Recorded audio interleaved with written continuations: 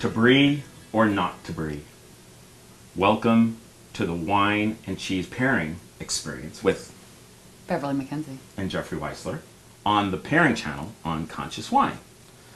So here we go. We've got the king of cheeses, the most popular cheese in the entire world, B-R-I-E. Is that Brie?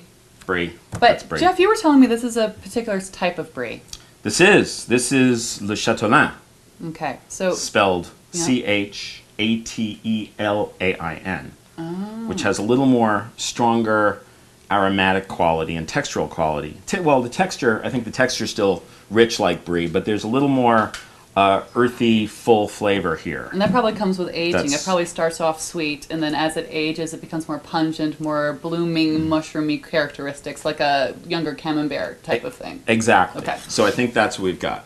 But let's shift to the wine here for a minute, Indeed. because what we're going to do here for you is we're going to pair one wine and one cheese and give you a really interesting sense of why they go well together and what to match when pairing wine and cheese. So the wine we have today is from Brickhouse Vineyards, and Brickhouse is a fantastic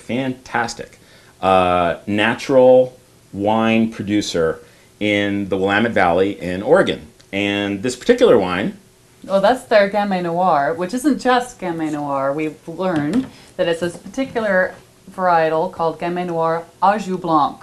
So the black grape of white juice. so in this case then, what's really interesting about this grape is it's kind of been like, I come from the typesetting realm, and when something was out of its kilter, we used to call it a wrong font. So we know the word font from working on computers with typefaces. So Gamay has been like the left out child or the wrong font of the wine world. It's had a history where a lot of people have tried to grow it in a lot of places, and it needs a particular kind of soil where to really show its full effects. And that happens in the Beaujolais region in France. It happens in about half a dozen different spots in the Willamette Valley, and it happens in British Columbia. Also happens in some of the plains in Burgundy. So the Burgundy region of France has a lot of hills. Right. This is in the flatter side. This particular varietal, Gamay Noir, has a home. So what I wanted to do is let's just taste this wine. Indeed. And let's share a few thoughts on what we think here. So it's got a nice earthy quality on the nose. Really bright fruit here. We're not talking about heavy, rich fruit. This is more bright, not quite strawberry, but there's almost. And what boysenberry is coming to mind, but Okay. it's not a blue fruit. Is it worth taking my glasses off? Well, this is for Should me. I take my This- glasses when I off? taste wine, my glasses hit the rim because I want to get my nose so far into the glass. I have to take my glasses off. So it's just a prerequisite for me. I forgot. Okay. So it's interesting. So there are these real red fruit qualities here, really bright red fruit flavors. But I also get like this earthiness to it. It's got a very interesting, and I don't know if mushroomy is the right word exactly, but it's got more of an earthy element integrated into me.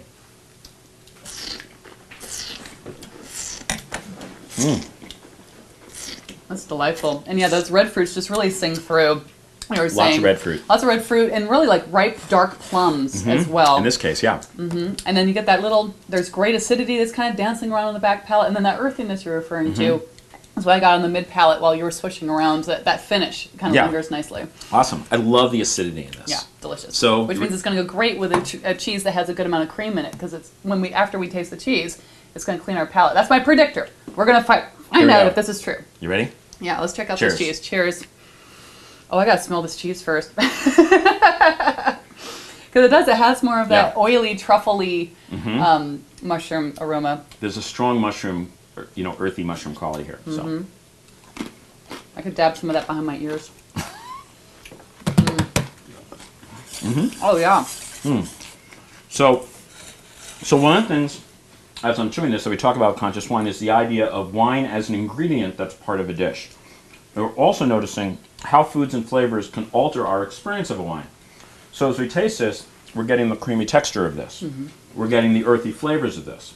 Now what I'm going to do, even while that's still on the palate, is, and actually just breathing after you eat something will allow the flavors to burst forward.